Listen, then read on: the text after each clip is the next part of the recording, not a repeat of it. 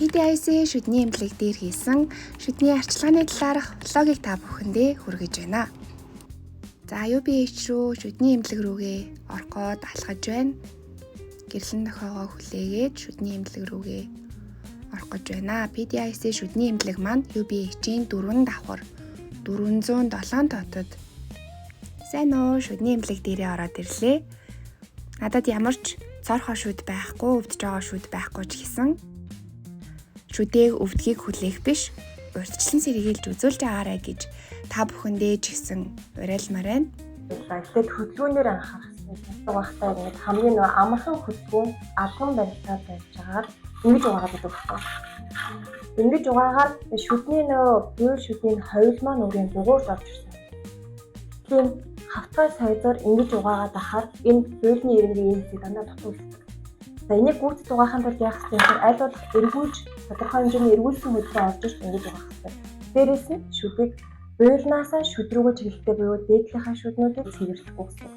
Аль болох тодорхой хэмжээнд хажууд тишээ орж ирсэн эргэлдэх хөдөлгөөн орж ирж энэ хажууд талын хөндлөн хавлуудаа цэвэрлэх гэсэн. Дээдлийн араа шүд бас ялгаагүй эргүүлж угаана гэсэн. Дотор талаас шүдийг угаахдаа бас ялгаагүй буйлнаасаа шүд рүүгээ чиглэлтэй ингэж угаана гэсэн. Ингээд бүр удаан байх юм бол тэндээсээ цорол айгүй урдан цааш явчихдаг гэсэн. Тийм учраас аль болох юм чи зүгээр наадах зүгээр л энэ хөдөлгөөний ууг нь бол. Дээрээс нь хүмүүс бас яг хөдөлгөөний зааж өгөөд ингэсэн ч ингээд эрэхтэй дутуу угаачаад ирдэг байхгүй. Чи яагаад дутуу угаад байгаа юм гэхээр хүмүүс тайзан дээрээ шууд аваагаа тавиад. Тэгээ нөө маань цоорлаас хамгаад яасан ингээд амар их гаатай нэг л сэнгээсэн сайхан амаад тэрүүлээд өдөр болчдөг тийм. Тэгэхээр нэг дутуу угаагаад байгаа тэр гааны сэнгээсэн мэдрэмжийг бид нэр дутуу эсвэл мэддэг байхгүй. Тэгвэл он дээр амар ачаад өгдөг. Оноос илүү цайзны үс, цайзны урт хөдөлгөөн чиглэж чухал байдаг гэсэн. Өнгөрөө бүрэн ойлгосон байхад ихэнх оноод угаасаад доортой, цайзтай нөгөө шүдэн дэвсэн минералын хөх эзжүүлэх үйлчлэгийг ерөнхийдөө бараг адилхан байдаг гэсэн. Тэр нь эхлээд цайзаа сайн цэвэрлэжээ дараас нь оогоо тавиад цайзаа усанд нь орж агаад тэгэхээр цайзны үс чинь зөөлрөөд ирнэ.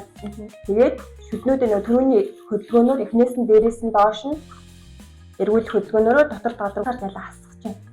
За одоо утас сэргийлдэг бол ер нь их хүмүүс утас сэргийлэх ёстой. Яагаад гэхээр шүдний хоорондоо ингээд түшигдэж байгаа хэсгийг бид нэр цайзны үсээр цэвэрлэх ямар ч боломж байдаг байхгүй. Тэгвэл утасыг заавал хэрэглэх хэрэгтэй гэсэн.